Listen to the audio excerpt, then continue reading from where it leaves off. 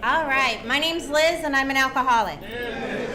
Please join me with the serenity prayer. God, grant me the serenity to accept the things I cannot change, the courage to change the things I can, and the wisdom to know the difference. Welcome to the Tuesday night alumni speaker meeting. We do this every Tuesday night. Who is it their first time here to our meeting? For those of you that are new, welcome. For those of you that are older, welcome back. We do this every Tuesday night, 6:30 to 8, either live stream, you can come down to us. If not, you can catch us on our website at fredbrown.org. Okay, like I said, I'd like to remind everybody the meeting is being live streamed. Let's introduce ourselves starting on my right. My name is Nancy and I'm an addict. Nancy. I'm Glenn, I'm an addict. Glenn. Lester, alcoholic. Lester. Brandon, recovering alcoholic addict. Brandon. Rob, addict. Rob. JP, addict. JP. Shantae, addict. Jonte. Derek. Kenny. Joshua, addict. Joshua. Scott, addict. Scott. Jesse, addict. Jesse. Josh, addict. Josh. Anthony, alcoholic and addict. Anthony. Oscar, recovering alcoholic addict. Oscar. Forrest, alcoholic. Forrest. Bernie, yes. Bernie. Anthony, alcoholic. Anthony. Fernando. Sean. Clyde, addict. Clyde. William, alcoholic. William. Albert, alcoholic. Albert. Danny, addict. Danny. Mark. Joy. Brandy. Joe, alcoholic. Joe. Gilbert, alcoholic. Gilbert. Chris, alcoholic. Chris. That's to you, Kenny. Kenny, addict. Kenny. Johnny. Cheryl Lynn, recovering addict. Cheryl Lynn. Roxy, addict. Roxy. Olivia. Olivia, happy belated birthday. Woo woo! Yay! Awesome. All right. Kaylee. Roxana. Maria. Christian, alcoholic. Christian. Jonathan. Michael, alcoholic. Michael. Perry. Adrian. Felipe, addict. Felipe. Randy, addict. Randy. Alcoholic addict. Rob. Rick, addict. Rick. Red, alcoholic addict. Red. Enrique, alcoholic addict. Enrique. Joe, addict. Joe. Jeremy, alcoholic. Jeremy. Will, addict. Will. David, addict. David. Chris, addict. Chris. Antonio, addict. Antonio. Nathaniel, alcoholic addict. Nathaniel. Lardell, addict. Lindell. George, alcoholic addict. George. Rudy, addict. Rudy. Alfie, addict, alcoholic. Alfie. And I'm Liz. I'm still an alcoholic. Let's give ourselves a round of applause. All right. So we kindly ask for your cooperation in making this a good experience for all who wish to hear the message. We are in for a real special treat tonight, so I'm glad you guys made it down. Please respect the speakers and the readers in the meeting, and not talk during the readings or while people are sharing. During the break, feel free to help yourself to coffee, water, and snacks. We've asked David to come on up and read what is the NA program. Come on, David.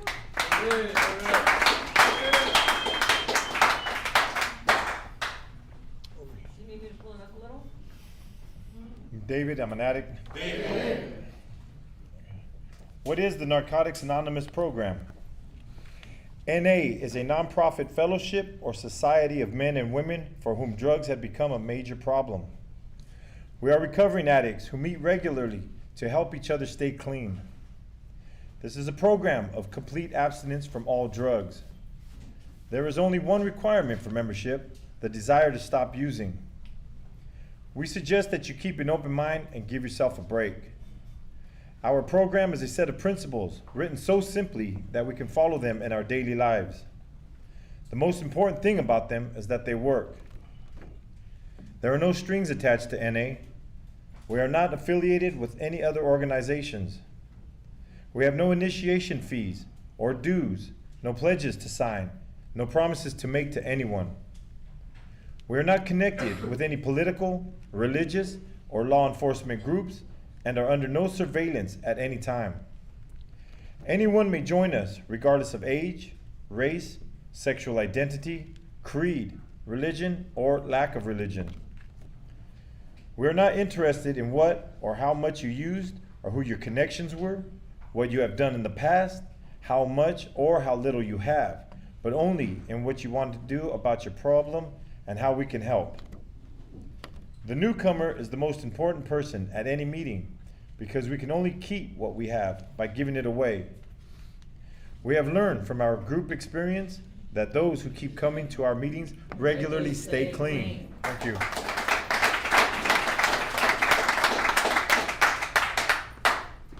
All right, thanks, David. And we have John Tay come on up and read why we are here.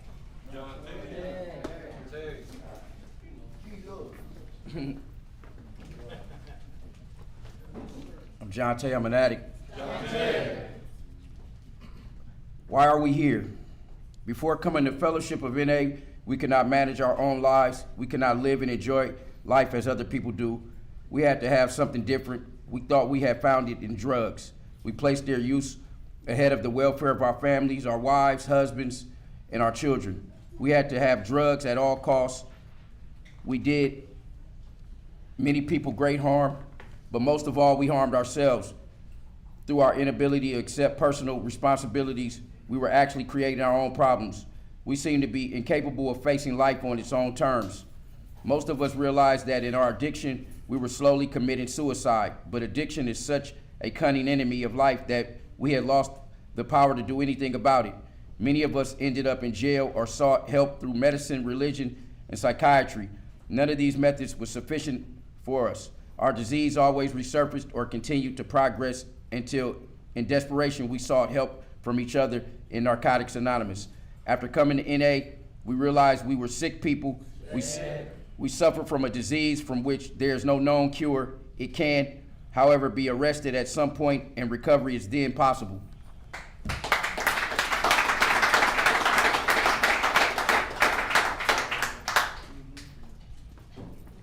All right, thanks, John Tay. And Alfie, come on up and read how it works.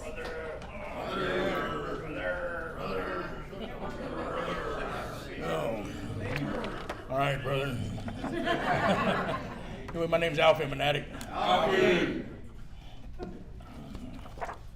Let me see how it works. If you want what we have to offer and willing to make efforts to get it, then you are ready to take certain steps. These are the principles that made our recovery possible. Number one, we admitted that we were powerless over our addiction, that our lives had become unmanageable. Number two, we came to believe that a power greater than ourselves could restore sanity. Number three, we made a decision to turn our will and our lives over to the care of God as we understood Him. Number four, we made a searching and fearless moral inventory of ourselves. Number five, we admitted to God, to ourselves, and to another human being the exact nature of our wrongs. Number six, we were entirely ready. I'm sorry, brother. Sorry. We made a list of persons we had harmed and became willing to make amends to them all. Number 9, we made direct amends to such people whenever possible, except when to do so would injure them or others. Number 10, we continued to take personal inventory, and when we were wrong, promptly admitted it.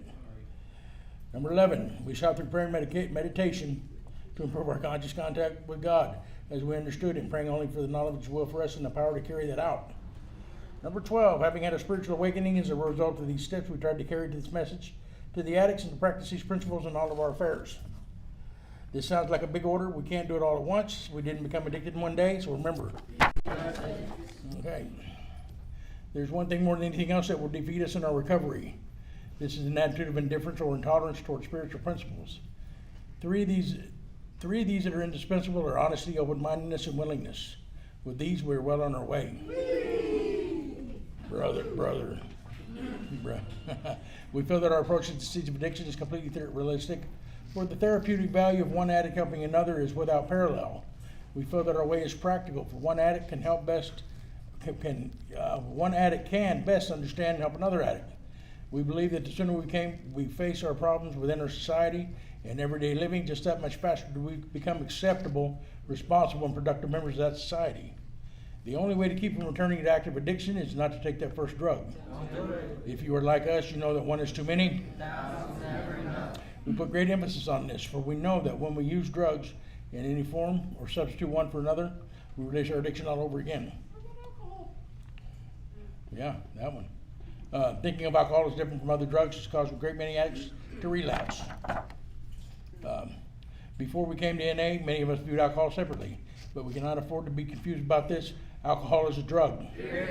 We are people with a disease of addiction who must abstain from all drugs in order to recover, brother.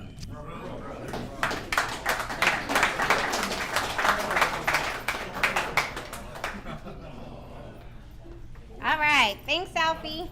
All right, while we observe the 7th tradition, we've asked Oscar to read the 12 traditions.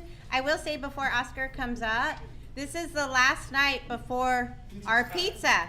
And you guys better dig deep, because we're not looking at pizza next week if we don't have a good 7th tradition. Just throwing it out there. Get in them pockets, brother. Dig deep. Thanks, Oscar. Oscar, recovering addict. Oscar. Number 1, our common welfare should come first. Personal recovery depends on NA unity. Number 2, for our group purpose, there is but one ultimate authority, a loving God as He may express Himself in our group conscience. Our leaders are but trusted servants, they do not govern. Number 3, the only requirement for membership is a desire to stop using. Number 4, each group should be autonomous except in matters affecting other groups or NA as a whole. Number 5, each group has but one primary purpose, to carry the message to the addict who still suffers. Number 6, an NA group will never endorse, finance, or lend the NA name to any related facility or outside enterprise, lest problems of money, property, or prestige divert us from our primary purpose. Number 7, every NA group ought to be fully self-supporting, declining outside contributions. Number 8, Narcotics Anonymous shall remain forever non-professional, but our service centers may employ special workers. Number 9, NA as such ought never be organized, but we may create service boards or committees directly responsible to those they serve. Number 10, Narcotics Anonymous has no opinion on outside issues, hence the NA name ought never be drawn into public controversy. Number 11, our public relations policy is based on attraction rather than promotion. We need always maintain personal anonymity at the level of press, radio, and films. Number 12, anonymity is the spiritual foundation of all our traditions, ever reminding us to place principles before personalities.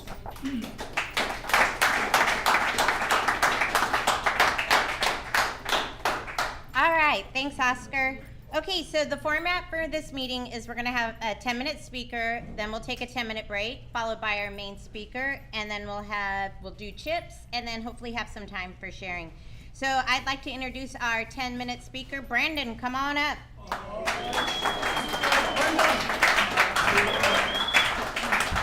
Hi guys, my name is Brandon. I'm a recovering alcoholic addict. So let's start where I was born. I was born October 3rd, 1996 in the city of Montebello, California. Born and raised in East LA. I grew up in the projects, grew up with poverty, didn't really have much, but had what I needed, so I thank my mother for that. Growing up, I just knew I was different. I just felt different, just in any way, shape, or form, I was just never comfortable as a kid, Like, I could just never just stay put. You know, I had like a lot of learning problems, a lot of behavioral problems, a lot just issues, you know, with authority. So it was good, you know, it was bad and good, but I was diagnosed at 13 to be bipolar. So I always grew up kind of like with a mental disorder and like this disability, you know, this handicap label. So growing up, it was hard, you know. I would fight a lot. I have like 9 siblings. I'm the second oldest out of 10 kids, single mother. You know, I never knew this till growing up, but my mother had a drug problem. She was a pill popper. She loved pills, but she never saw it as a problem, you know, because she maintained everything, you know. She kept us fed, she kept us clothed, she kept us sheltered. I didn't grow up in the gang life. It was around me. A lot of my cousins did, but I was protected from all that. So growing up, second oldest, 9 kids. I didn't try my first drink until the 8th grade. I just wanted to fit in. I wanted to feel accepted. Everybody else was doing, all the cool kids were partying. All the cool kids were doing coke already. They were like smoking weed, and for some reason I was just so drawn to that. I wanted to be a part. I wanted to be like, oh, that's gonna be me. You know, I'm gonna be cool if I do this. So I started drinking MDs like in 8th grade. And 4 Locos. Yeah, and like just that first drink, oh my God, I can't tell you, not to glorify it, but I just felt comfortable for once in my own skin. I felt like, you know what, I'm accepted, I can be who I am free, no one could judge me right now, like no one could take this feeling from me right now, this is mine, and it's mine only. And from there on, it just continued, you know, come to high school, you know, I was not really in sports, but like I was in dance team, so that's kind of my sport. So it kind of kept me back on track, you know, to get back into school and academics, because during the 8th grade, I was being bullied, and due to my alcoholism beginning, I would not go to school, and I would be very depressed, and I was very suicidal. You know, I was 5150 like almost every other month because of this, and I just was restless, irritable, and discontent. You know, at a young age, just uncomfortable in my own skin. No matter where I was, who I was with, or what I was doing, I just didn't feel right. I didn't feel comfortable. You know. And so I got homeschooled, made it back to high school, went back to regular school, and things were going good until I met some friends who I would smoke weed with, and it was fine, you know. We would do edibles, we would smoke weed, and I was like, okay, at least I'm not doing other stuff, you know. At least I'm just drinking and smoking weed. That's it. And I was good. I was doing great. Continue on, you know, it leads to more psychosis at a young age. And I didn't know what it was at that time. You know, I was hearing things and I was seeing things. But when I would go to a counselor and therapist, they would be like, oh, that's probably part of your bipolar. Me being sneaky and not honest with myself, not telling them, hey, I'm also smoking weed and drinking alcohol, you know. But it catches up with you. It'll show. So that happens. High school is really tough. You know, I have like a learning disability on top of my bipolar, on top of drinking and smoking weed. Come to my senior year, I tried meth. I tried meth in high school for the first time, and that just took me away. I was like, whoa, this is a whole new feeling. You know what? I was like, well, at least I won't do it in other ways. But it didn't really last long, you know, the good effects. Like, I was sneaking out every night, missing school. My mom was kind of catching on, but she didn't really know.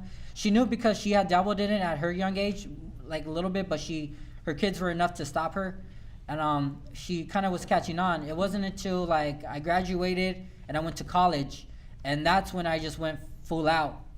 Like, I was binging for 3 to 4 days, not sleeping, just come back to the house, crash, take a shower, take off again, you know. I was chasing that dragon. I could not get off that merry-go-round, and I was bringing my family with me this time, you know, because as an addict, that's what I do. I don't care about you but myself, but my high. What am I gonna do? What about me? Not about you, it's about me. So it goes on for a while, and I get in a toxic relationship, and we start using together, and it's just bad. And you know, I think because I'm hanging out with all these people who are using, that this is normal. That's where my disease takes me. It takes me to things that are not normal, and it makes it okay. It says, this is fine. At least you're not slamming it. Fast forward a few years later, I started slamming it. And something I said I would never do, I was like, okay, I'm smoking it, but I won't slam it. A few years pass by, there I am slamming it. In a motel room alone, just slamming it. just alone, and like just in a dark place, you know, like I just even my family would see it. Like there's pictures of me and you just see me and it's like just this black shadow over me, just darkness and just emptiness, just empty vessel. And yeah, even then still restless, irritable, and discontent. Like when is the high gonna be enough? When am I gonna be enough? And it's never enough, you know? My disease tells me you need more, you need this, you can't do it without me. You know, it lies to me, and I believe those lies because they give me quick relief, little bit of pleasure, you know, and that's the flesh, you know, it just wants all that can please it. But it gets bad, you know. I started getting more psychosis, and I started getting more 5150. I started going crazy. I think the government's after me, the helicopters are after me. Oh, like, you know, if you know something about me, then you must have cameras in my room and you must be spying on me. Even though I'm like verbally sharing these things with these people, you know. But yeah, so it was bad. It got bad. Toxic relationship, you know. Caught a DV case, which I never been to jail before, you know, and I was crying that day. I was like, oh, I'm not for jail. No, sir. Yeah, so it gets bad, and like even then, I'm still not seeing that this is still not a problem. I don't have a problem. I don't have a drinking problem. It's you has a problem with my using and drinking because you're getting in the way of it. And like so yeah, it continues on that way for like 11 years, from the age of 18. No, not even more. From the age of 16, all the way to even now the age of 28. Restless, irritable, discontent, not comfortable in my own skin, needing that quick fix, chasing that high, and it not ever being enough. Like I'm smoking a gram, a ball, and all that, and I'm just already thinking about when am I gonna get the next one? Where am I gonna get the next one? Who am I gonna get it from? How can I use you? And what can I give so that I can use you and you can use me? So I don't feel guilty about smoking all your drugs and drinking all your alcohol. So it goes on for that for a while, and DV case and jail back to back, you know. The neighbors calling the cops because me and my ex are fighting constantly, you know. And it's just bad, and it goes bad. And then I didn't hear about AA or NA until an ex's mother took me to a meeting one time because I was drinking all their alcohol, and I was jokingly like, haha, I'm an alcoholic, and that's why I did it. And she's like, are you serious? I was like, oh, no, but I was. So yeah, she took me to a meeting, and I just remember that meeting, I kept going into the restroom just hiding. Like I couldn't hear the message. I couldn't hear what you guys were speaking, the truth. I didn't want to. I wasn't ready. I didn't want to hear it. I just wanted to drink, you know? And then, so that meeting passes by and got nothing out of it because I wasn't putting any effort. I go to another meeting, but this time I'm all drinking alcohol in the restroom, going to listen to you guys speak, and then going back to the restroom and coming back out, you know? Just, you know, chasing that buzz, that drunkenness that would never be enough for me. So years go by, and then I finally had enough, you know, had nowhere to go, was homeless, was on the street. And that's the first time I ever experienced like true homelessness. You know, I was couch surfing, using whoever I can use, my connects, you know, acquaintances, whoever I can use to like crash and smoke or drink. But that came crashing down because your true character starts to show and people get tired of it. Even addicts get tired of addicts, you know? Thank you. So, yeah, so homeless, COVID hit. I went to a program called Alumni, did it, didn't work out, took off, got high again.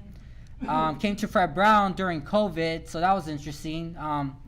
Yeah, but did 30 days and got a phone, and first thing you know, hit up the Connect, I'm out. So that happens. So then went back a few years running, just running for myself, but you're not gonna get very far. And finally came to another program, did a year, but was being sneaky still, and still drinking and doing drugs while in the program, but getting away with it, while thinking I was getting away with it. And then finally, you know, I did an honest program recently, last year, at the beginning of 2024, December 2024, I was in a psychosis, and I surrendered. I surrendered to my higher power, and I said, you know what? I can't do it anymore. I surrender. I give up. I give it to you. Wherever you want me to go, I'll go. Whatever you want me to do, I'll go. I surrender. And that was the key point. And that was my turning point to my higher power, surrendering. So something, a little voice, not a majestic voice or something big, but like something in my heart said, go to rehab. Go somewhere you know. And like, I went to Alumni, did 3 months there. But the day I graduated, I got a little bit too confident. Took off and got high, had a lapse, called Fred Brown then that same day, because I was like, you know what, I can't do this anymore. This is not who I want. And once you have a little bit of recovery in you, it just kills your buzz in your eye. It's just like, not a go. Not even fun. You're just like, oh God, I need a meeting. So finally called, and luckily, and I know it's my higher power, it's the same day, same everything that they said we're gonna wait for a bed. But maybe an hour later, oh, we got a bed. And then surely enough, found my way to Fred Brown. I've been here for the past 2 months. I'm going to be on my 90 days on June 1st. And I did it this time. I stuck around. I surrendered. Yeah. And I take no credit, but my higher power has all the credit. Because if it was my will, Jesus Christ, amen.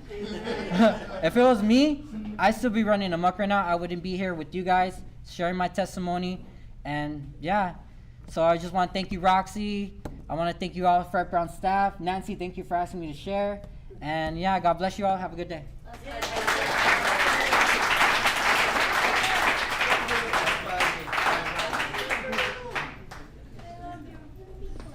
What was that? You love Brandon? Aw, he's such a good guy. We're lucky to have you back. And, super happy that you made it back. And I hope you feel the difference and seeing the difference in you, because we have. And that's where the magic is, right? So the world's your oyster, kiddo. It's what you want to do with it. Just hopefully you made that change. So wish you lots of love, and you're going to be with us for a while, so we're not getting rid of you anytime soon. But anyways, let's give Brandon another round of applause. All right, 10-minute break, you guys.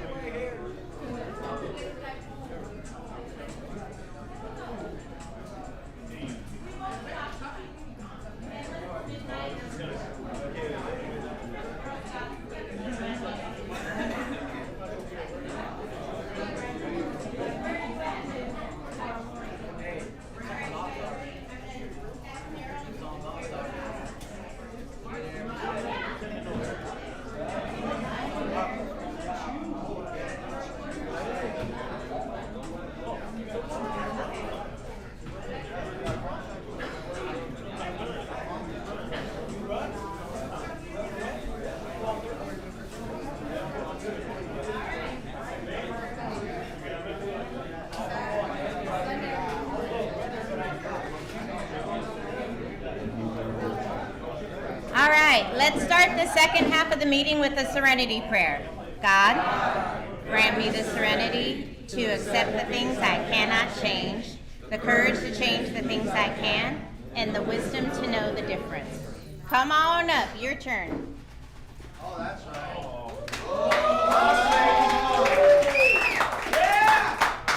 So tonight we have a real treat. A friend of mine.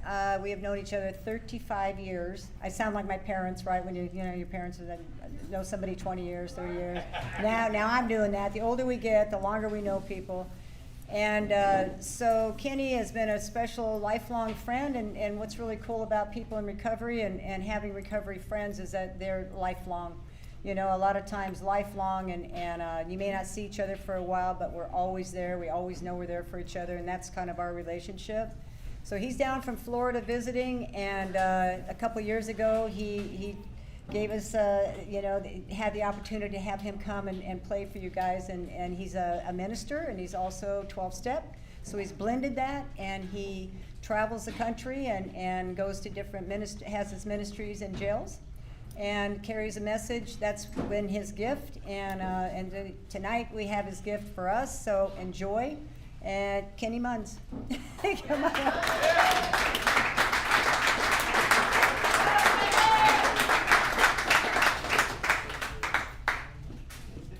Thank you. All right.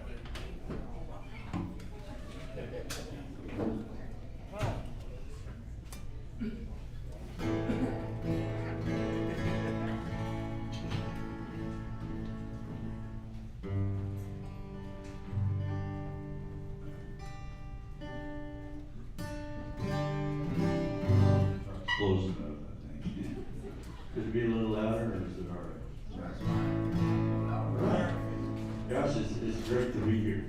My name's Kenny. I'm a recovering addict. And, actually, I'm addicted to Jesus, but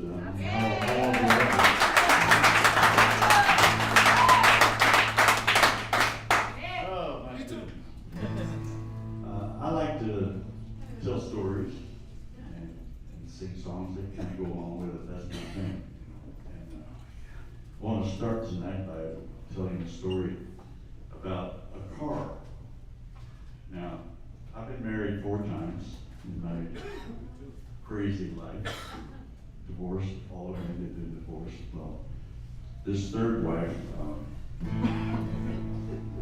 she left and took everything, left me stranded in the car and everything else. So I called up my mama, who lived about 100 miles east, and I said, "Mama, she's gone." Mama said, "Good." Didn't like her anyway. And I said, "Well, Mama, I'm broken and whatever." And she said, "Well, son, you come on down here, I'll give you some money, and you can have my car." I went, "All right." So my buddy drove me down to Mama's, you know. We drive up, and there's Mama's car sitting in the driveway. He looked at me and he says, "You gonna drive that?" That's all I got, man. So this is a song about Mama's car. It's called Mama's Old Oldsmobile. So.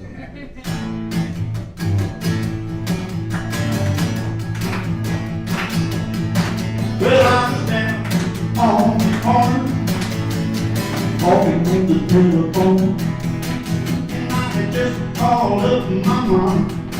I said, "My woman's up and gone. Mama, she's gone, let me high and dry. Right now, I sure could use some wheel."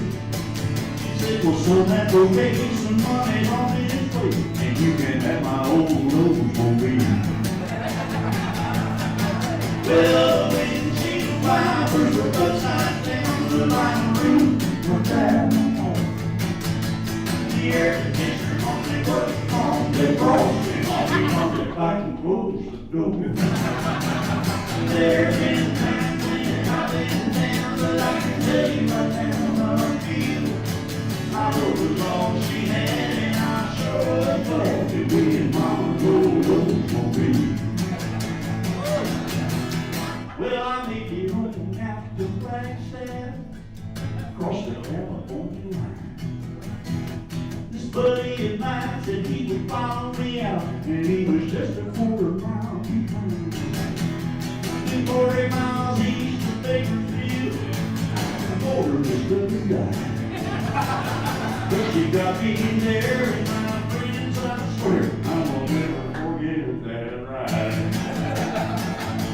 Yeah, she crossed the wind to the wild, drive down the Lima route, but there, oh, lost my harness. Air conditioner only works on the cross, and I'll be darned if I can close the door.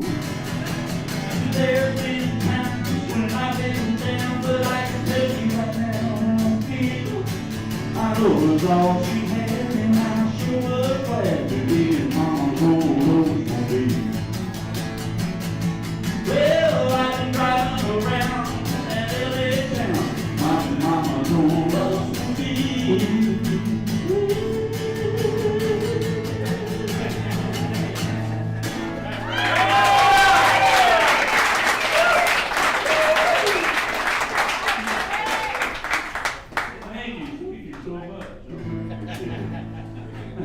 Slobbering and everything.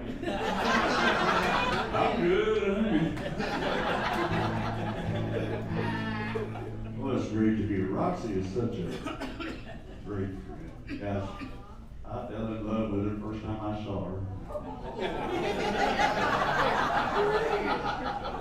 Still in love with her. But anyway, gosh, it's good to be back and see her and her family again, and my family again. Your family, as far as I'm concerned, your family. So, but you know, it's been a work in progress. Anybody familiar with that? Yeah. Oh yeah. There, I'm gonna turn that up just a little bit there. Well, anyway, this song tells it all. Like chords, I like A chord.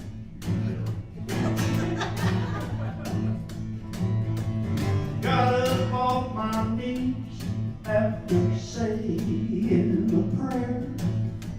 I headed off to work in the cool, crisp morning air.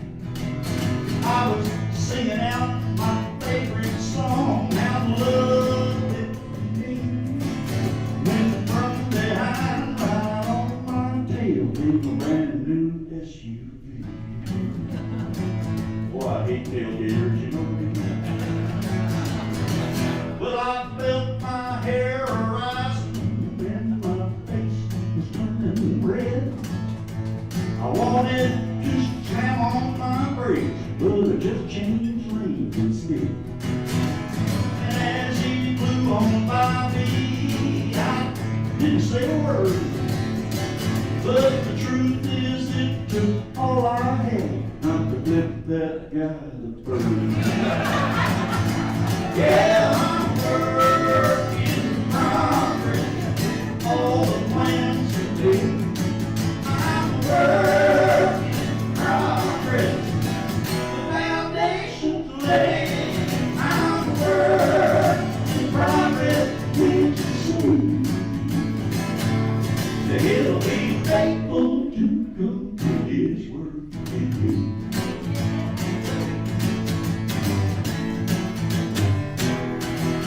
On my way home from Bible class, I stopped off at the store just to buy some chips and dip, nothing more.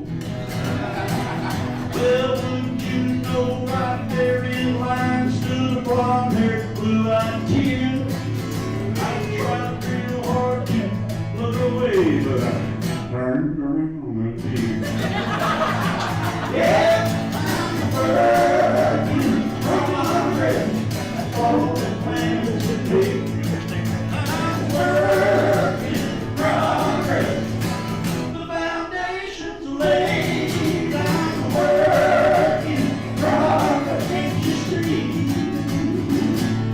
He'll be faithful to complete his work. You know what I'm talking about, don't you? Well, my son was coming up to bat. The bases were all full. Little fire called him out on strike, and right then I lost my cool. The only thing that held me back was something that I knew. The thought kept running through my head now. What would Jesus do? Yeah, I'm working hard, all the plans you did. I'm working hard, the foundation's laid. I'm working progress, can't you see? He'll be faithful to go to his word. He'll be faithful to go to his word. Working progress, working progress.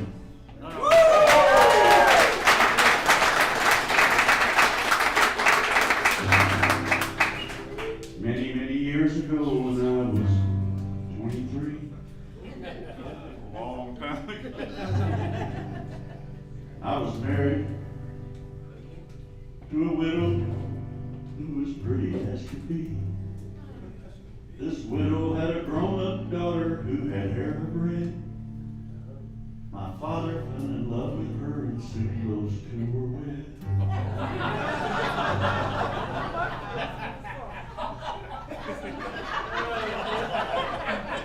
This made my dad my son-in-law.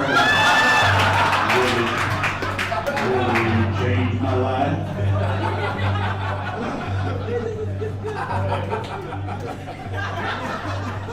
My daughter was my mother, cause she was my father's wife. To complicate the matter, even though it brought me joy, I soon became the father of a bouncing baby boy. That little baby then became a brother-in-law to Dad. That made him my uncle, and it made me kind of sad. 'Cause if he was my uncle, then that also made him brother to the widow's grown-up daughter, who of course was my stepmother. My father's wife then had a son that kept him on the run. He then became my grandchild, cause he was my daughter's son. My wife, she is my mother's mother, and that makes me blue. Although she is my wife, now she's my grandmother too. And if my wife is my grandmother, then I'm her grandchild. And every time I think of it, it really drives me wild. Now I have become the strangest case you ever saw. As husband of my own grandmother, I'm my own grandpa. I'm my own grandpa. Well, I'm my own grandpa. This is funny, I know, but it really is so. I'm my own grandpa.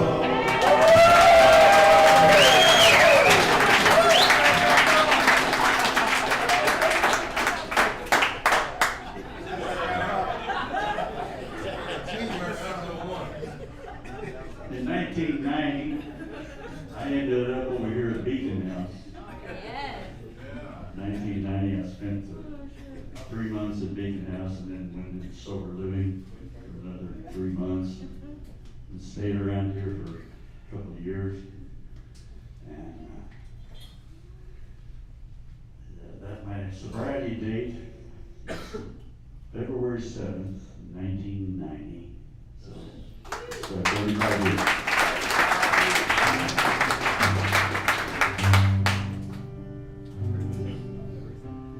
One of the hardest things for me to do was to look back on some of the things that I did and didn't do, and to forgive myself for some of the things that I did. I don't know why that was so hard for me, but I can't get past my past. Old thoughts just seem to last. Memories keep flooding my mind. Why can't I leave them behind? Help me believe your love. Teach me to receive your love. Know I know now. Lord, won't you show me how to forgive myself?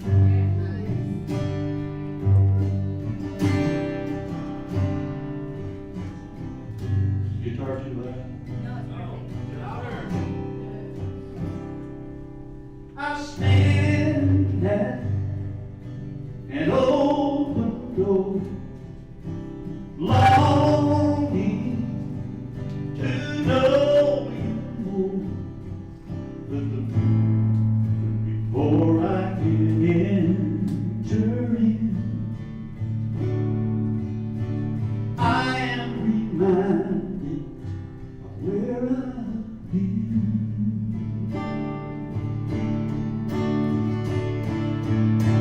So help me believe your love. Teach me to receive your love. Know what I know now. Lord, won't you show me how to forgive myself?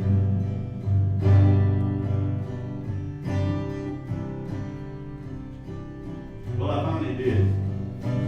That's right. I forgive myself. Isn't it great when you get to that point where you can do that?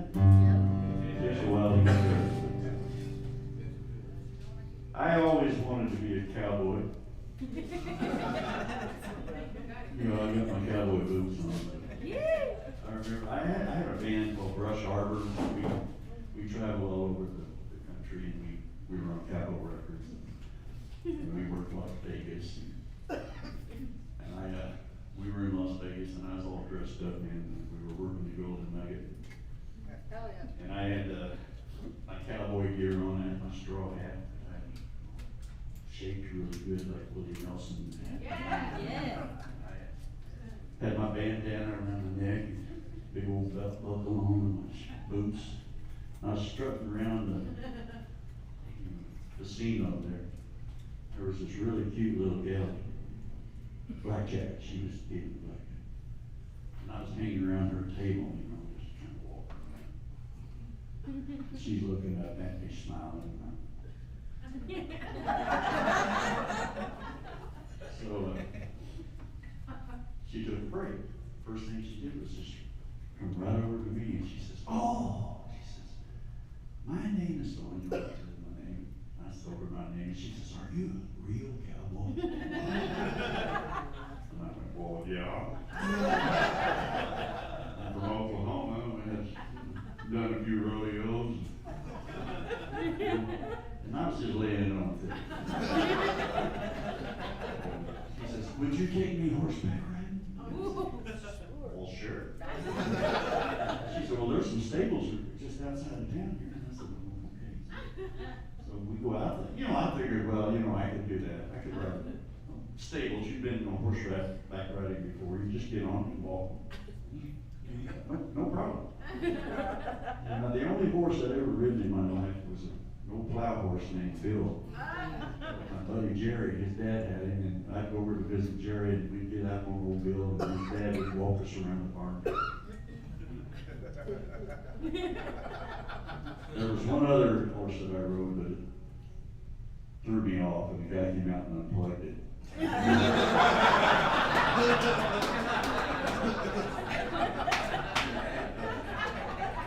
Well, that's the only experience I had with So I get up on this horse, Well, before this happened, the lady comes out and she says, "We have a problem here, we don't have enough saddles, and we need an experienced rider to go bareback." And my girl that I was with, she raised her hand and she said, "He's a cowboy." I had all my gear on, you know. I said, "All right," so somehow I managed to get up on this horse. We're walking out of the stables and the thing just bolted. It went that way and I went that way. I fell off that horse and I'm laying there and I made a mistake of trying to get up and get back on him, and I got about halfway on him and he took off running again and I fell off, and finally I just waved him on. They went. And I'm standing there when they get back, and this girl's walking up to me and she's laughing. And she's trying to hold back laughter. And she walks up to me and she says, "I knew you weren't a cowboy."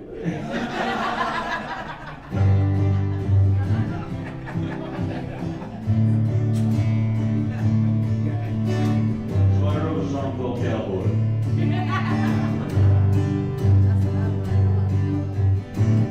Why does everyone I meet call me cowboy? I've never rode for Brent or done the road burning mine. Why does everyone I meet call me cowboy? It's all them same great Louis L'Amour books I've read that finally taking over this city boy's head. Now everyone I meet, I want them to think I'm a cowboy. 'Cause cowboys know how to treat a lady. Girl won't have to keep her face in shade.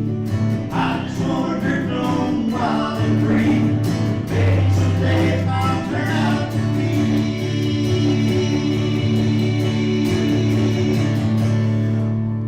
a cowboy.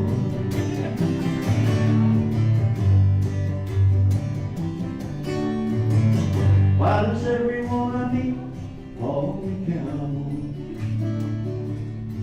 I don't do the rodeo. Well, this old hat and these boots are for show. Why does everyone I meet call me cowboy? As I sit here on the slow bar stool, thinking who's the soul city boy trying to fool, I'll never be able to be as cool as a cowboy. Cowboys know how to treat a lady. Wear an old hat, keep your face straight. I just wanna drift on wild and free.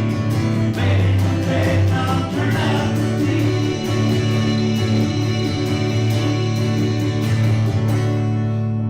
a cowboy. A cowboy. A cowboy.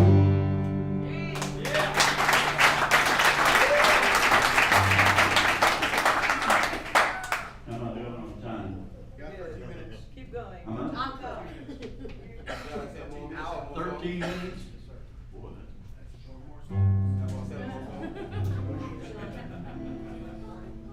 you got to understand, I'm the kind of man with what they call addictive behavior.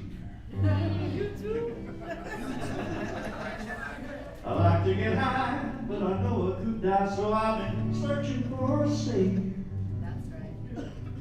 Well, all my junk was gone, and I was on my own, looking for a place to be.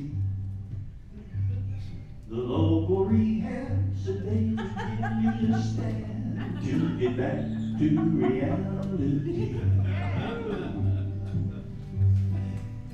I got the detox blues, trying to get my head on straight. I'm gonna be fine when I can redo my mind, and I'm hoping that I've been too late. 'Cause I've been wandering around in a misty haze, working on steps 1 and 2. It's good to be clean, but it can sure make you mean when you got them detox blues. I made lots of new friends, and I've been making amends, writing down what's wrong with me. You know, that took me a while. It just wasn't my style. But then the Holy Spirit helped me see that if I'm gonna get right, I got to put up a fight. So I won't want the booze or the use. It sure feels strange when you're making a change and you got them detox blues. I got the detox blues in my rehab shoes, trying to get my head on straight. Gonna be fine, then I could read in my mind, and I'm a hoping that I ain't too late. 'Cause I've been wandering around in a misty haze, working on steps 1 and 2. It's good to be clean, but it can sure make you mean when you got those detox blues.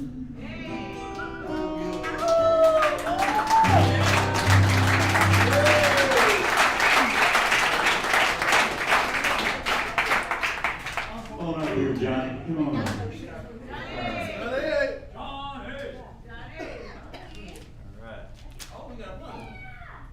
Johnny and I wrote a song together. A couple days ago, we wrote a song. It's one of the reasons I came out here, so we spent some time with Brother Johnny here. Just give you a little harmony. No, back them up. Got my cheat sheet. Fuck yeah, brother. All my rough and rowdy days. That's not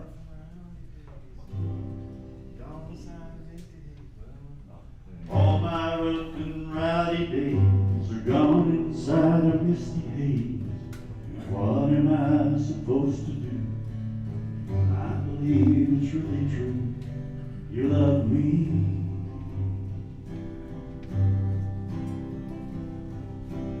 All I have that I can bring is a simple song that I can sing for you.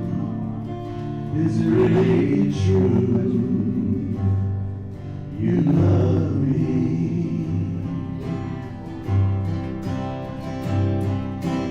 All my years of toss and turn, thinking I would have to earn your love. That's free.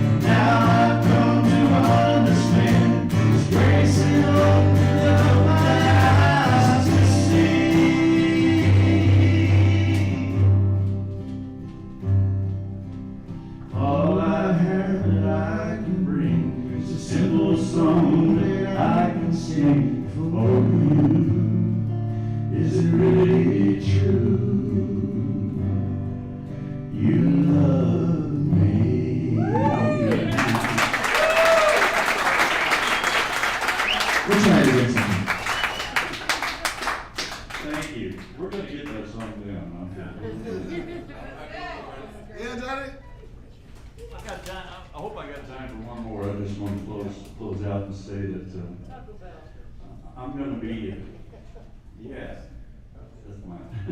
Do you remember that? I do. Oh, yeah. I loved it. I don't want to go over it, that takes quite a while to get. It's okay. Good luck on your journey to sobriety. You know, it's quite a journey. But I want to tell you this, I mean, so many times I fought it, and I get sober for 60 days. I had a whole drawer full of chips, newcomer chips. And one day, I was driving down the freeway, and I was out in Ontario, and I was pumping for a welder. I was an iron worker. That's right. And this welder was dragging me around all over the place. We were on the 9th floor of this high rise. And we stopped, we had a break in the morning, and he said, "You want to smoke a joint?" And I said, "Sure." So we sat down up on the 9th floor there during the break, and we're toking up, and the foreman comes along, and he fires me on the spot, tells me to go get my check. Kept the welder. He needed him. He didn't need me. So I'll make this short as I can, but I went down to my car, got my check, and walked over to my car, which was an old clunker, like Mom's old Oldsmobile. And then power windows wouldn't roll up, so it was like a convertible with the top. And I looked inside and I saw a 12-pack of Budweiser, and I drank 4 of them on the way to work that morning. And I thought, when I saw that Budweiser, I thought, it was just like relief came over me, you know. And I got inside and popped open for those Budweisers and spilled it all over my lap. It looked like I wet my pants. And I drove out of that parking lot, got out on Interstate 10, and I headed straight for Los Angeles. I didn't know where I was going. I had all day because I was supposed to be working. So I'm driving down the freeway, and then I lit up a cigarette. I'm driving along, and I thought, well, I got some speed. So I had a little Ziploc bag, and I reached in there and got that bag out, got a little spoon. I wasn't a real heavy drug guy, but I did enough of it. And I'm driving down the freeway 65 miles an hour, the windows are down, and I'm trying to snort and speed up my nose. Most of it landed all over my face. So I had this white face, you know. And then I thought, well, I smell weed. I don't remember lighting up, and I looked down at my cigarette and set fire to my roaches. And they were dropping out on top of all the empty beer bottles that I was kicking around. And I instinctively looked in the rearview mirror because I thought, well, there might be a cop behind me. And I looked up and I saw these tear tracks down through the powder on my face. Am I crying? I don't know what brought it on, but all of a sudden I just felt like crying. And then I pulled off the freeway. I couldn't, I was about to explode. I parked in the 7-Eleven parking lot there, and I just exploded. The tears just came, and I cried. And I remember saying, "God, please help me."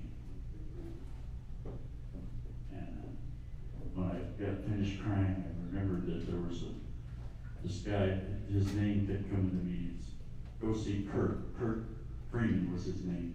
And he was the executive director of Acton Rehab Facility in Warm Springs. And I went to his house, and I got out of my car, and I spilled beer in my lap. So it looked like I wet my pants. I still had some powder on my face, and I looked like death eating a cracker, He's getting out of his car, this was a God thing, I believe. God planned disappointment. He got out of his car, and I'm walking down the sidewalk toward him. He's looking at me like he stopped with his briefcase, and he stopped there on the sidewalk, and I looked at him, and I said, "Kurt, I need help." You ever said that? You ever realizing I need help? 3 days later, he got me to Acton Rehab. And that was, like I said, February 7th, 1990.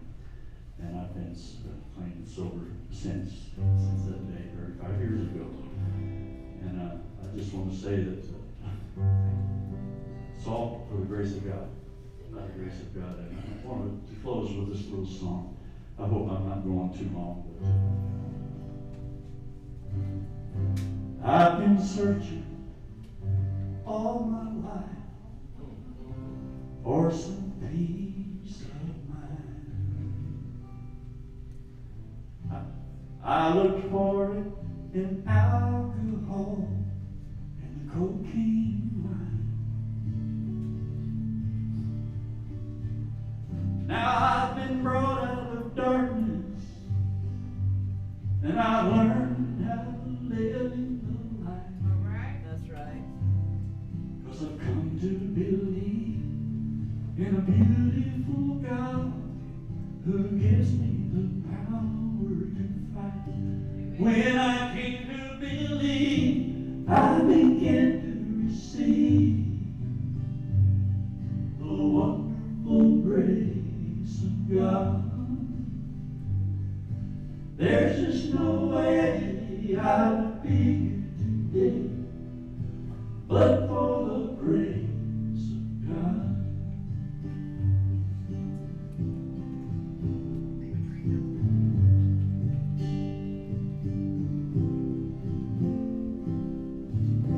I kept searching, but all in vain, 'cause how can a blind man see?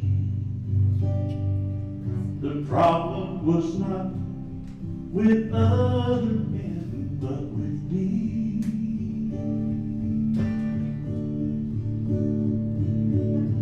Now all that emptiness deep inside has been filled with the light of His love.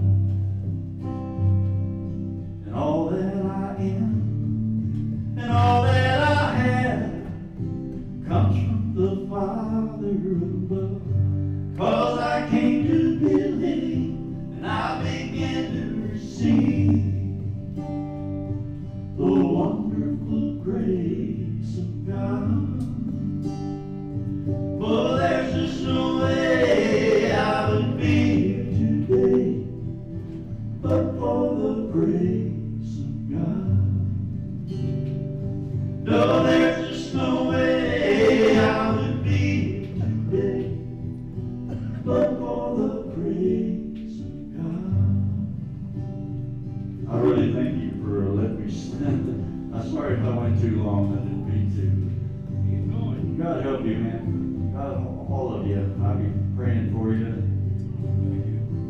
Stay clean. It's a beautiful, beautiful journey if you just stay on track. Don't give up. Don't go back to the darkness. It ain't worth it. God bless you. Thank you.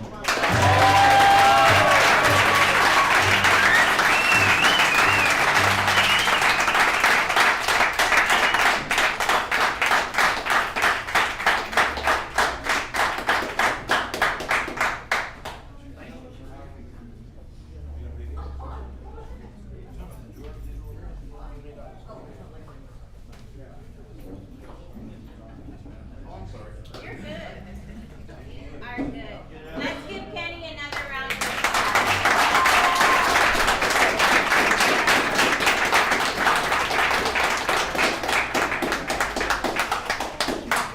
I hope you guys feel like how I feel. Like we just witnessed such a beautiful thing, and it was such a gift to have. And Kenny, thank you so much for stopping in, and please come more often. We would really appreciate that. We just can't thank you enough. Always welcome. Always welcome. Another round of applause, guys. Come on.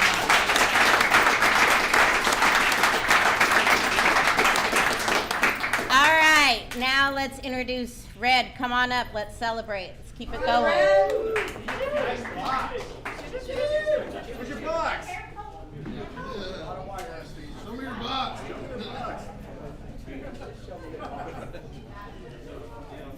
Hey guys, my name's Red. I'm an alcoholic addict. Oh, shit.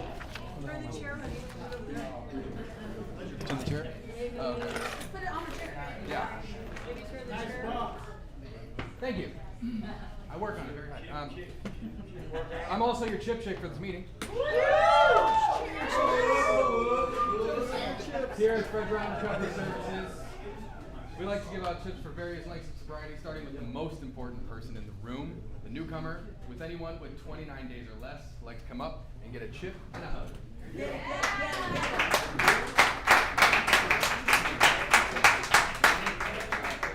Oh, Anthony. Rob, addict. Rob. Christian alcoholic. Christian. Josh. Jesse, addict. Jesse. Jesse. JP. Welcome. Anyone with 30 days? That's right.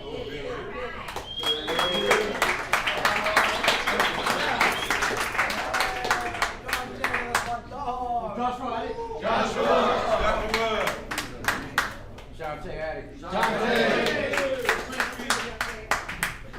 Anyone with 60 days? 66.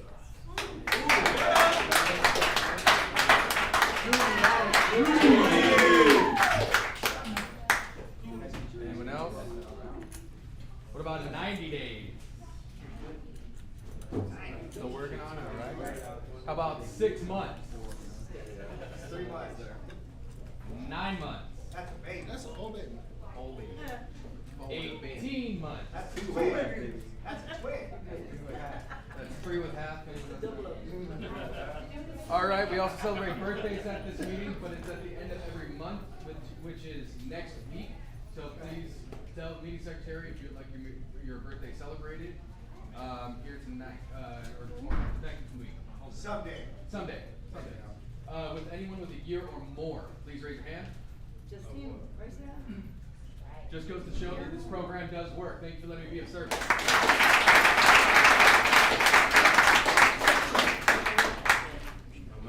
Thanks, Fred.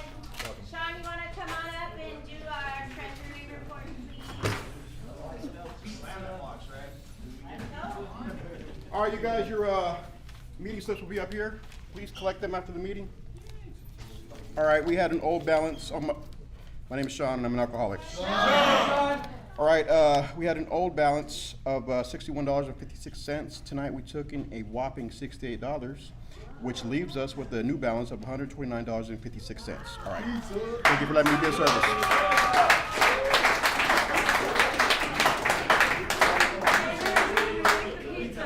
All right, thanks, Sean. Did we make the pizza? I don't know. Our higher power will let us know next week, all right?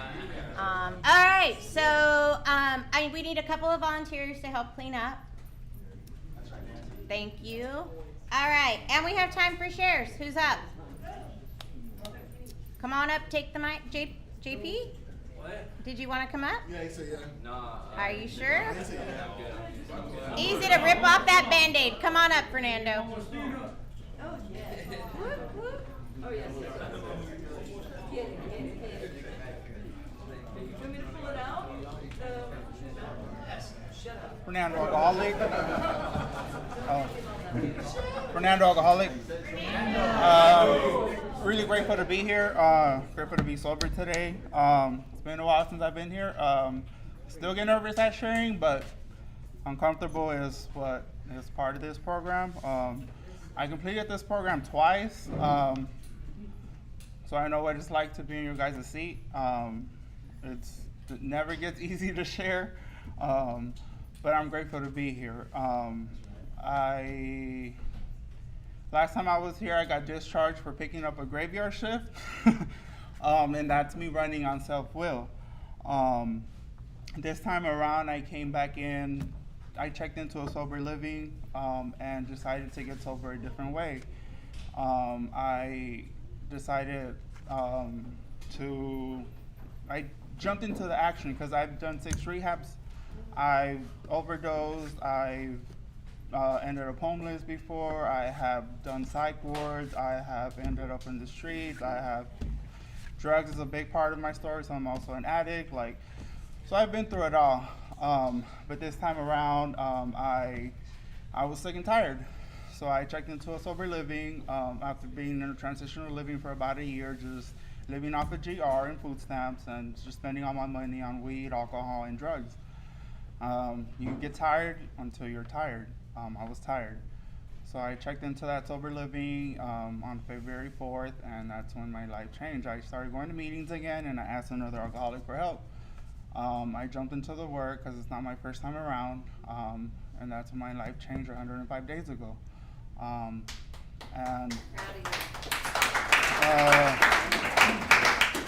This program really helped me a lot because that autobiography let me, it really helped me get a lot of things out. Like I completed the program twice, and then it would have been a third time, but like I said, I was running on self-will. My disease was talking to me at the time, and I decided to pack my things up and leave. And yeah, I left at one point, and self-will run riot. But I'm grateful for my experience, because if it wasn't for that, I wouldn't be here. This time around, I'm very active in my program. Like, they suggest 90 meetings in 90 days. And I've done over, because I just had a hip replacement 8 weeks ago. And I wouldn't be taking care of my health if it wasn't for that. If it wasn't for me being sober. But I'm grateful for this program, all the letters, everything I've done, because Matt was my counselor, and I got to get rid of a lot of things if it wasn't for that autobiography. It prepares you for the steps if you're willing to work a program. You have to be honest, willing, and open-minded, willing. What is it? Honest, open-minded, and willing. It's just if you're willing to do the work. Like, you're not gonna get it if you just sit on your butt and expect for things to change. It just unfortunately doesn't work like that. Well, for me. But yeah, I'm just really grateful to be here, to be back. Like, I feel the love, the energy, like it says, out of the darkness into the light. Yeah, you still get like nervous sharing, but yeah, I'm just really grateful for the sponsor I have, like the fellowship, meetings. I go to a lot of big book studies, a lot of 12 and 12s. Like, what I don't do is open that book alone. I go, like, actual fellowship. I actually like being around people now. Like, who would have known? Like, if I would have just stopped running on self-will in my life. Like, I actually start tour next month. Like, I've been in the medical field for 18 years, and this is the first time I had to, like, fight for my license, like, because of, and then this is 108 days I've been able to expunge my record. Like, this is all the things because of the program. It's nothing that I'm doing. It's just because I turned it over to God. And so thank you for your share. Like, I got a lot of it, and thank you for the songs. Like, I really like the one about forgiving yourself, because forgiveness is for you, not for the other person. That's what I learned. That's pretty much what I got. So thank you for letting me share.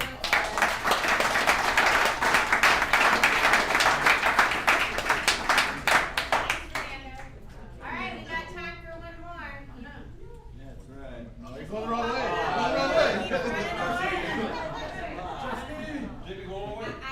JP just wants that mic at some point. Or the restroom, one or the other. All right, come on, we said one more. Thanks, Scott.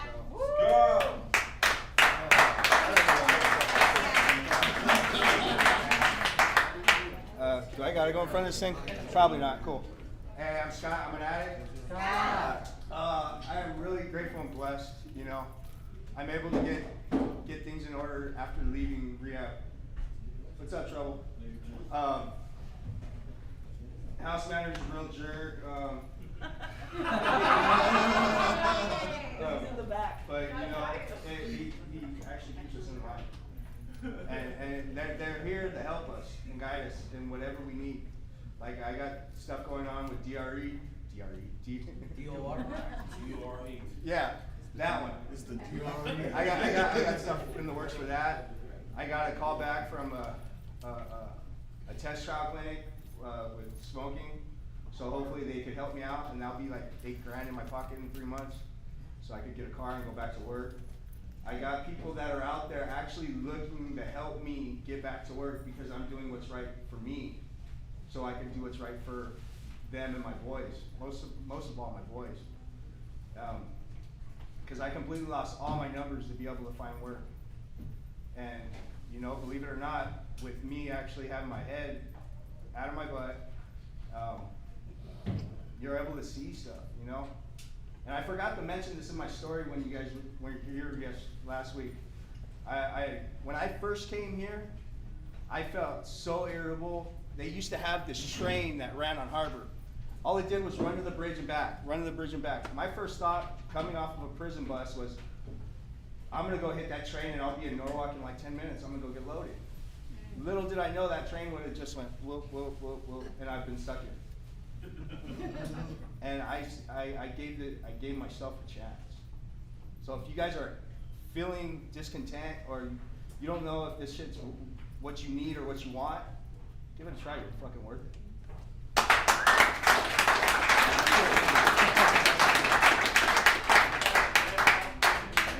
All right, thanks, Scott. Anyone else? Got a minute? No Go, burning Lester. desire? Lester, Lester, Lester, Lester, Lester. That's right. Start that real quick. Lester, alcoholic. Lester. So last night, I had a dream. I'm not Martin Luther King or nothing, but I had a dream, and this is what, like, I remember hearing people have this. I remember having people talk about this dream about getting high or drunk in their dreams, and I'm like, damn, that's really attacking y'all. It happened to me, and I woke up and I was like, thank God that was a fucking dream, like, because I got 100 days. You feel me? And I'm not about to waste that. I remember I was talking to my therapist. I'm not gonna disclose Liz's name like that, but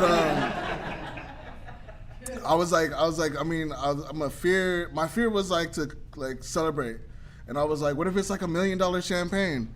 And she replied, $5 billion recovery, and that shit hit.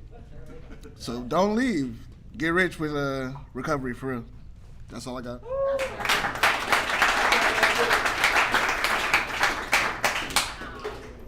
Thanks, Lester. You know, I was back there and I was watching you while Kenny was up here singing, and I know you got so much out of that. And I love that, you know, you transitioned to RBH, right? And sometimes when that happens, we forget what our foundation and what we put into that when we're in residential, and things start tapering off. And I'm so proud of you that you keep coming and just keep doing it, because trust and believe, when we think that we don't need this and we can step away, that's when we need it the most. And you don't have to experience that. You could get through it, but you don't have to, so why would you do it, right? So no, I'm happy. So, okay, we have Sean. Oh, wait a minute, we did Sean. Randy, come on up and read Just for Today, please.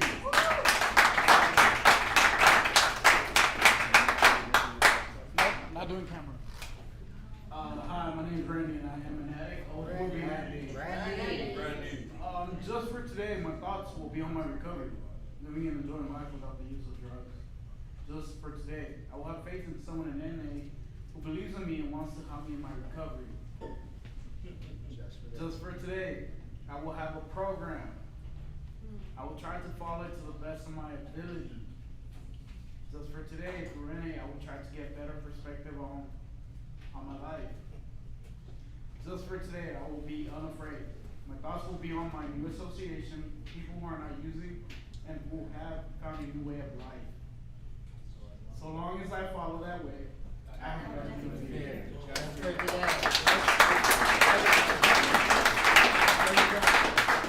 All right, don't forget to clean up the wreckage of your presents. Let's link up and pray out. Don't forget your court cards. Let's see how we do this, Oscar. We're gonna have to go around. Well done. What was your name? Glad you're here.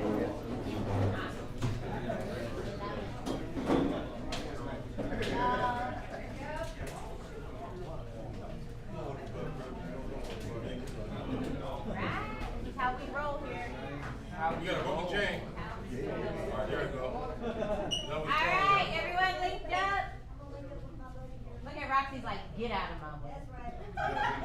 Are you pulling rank back there? All right, after a moment of silence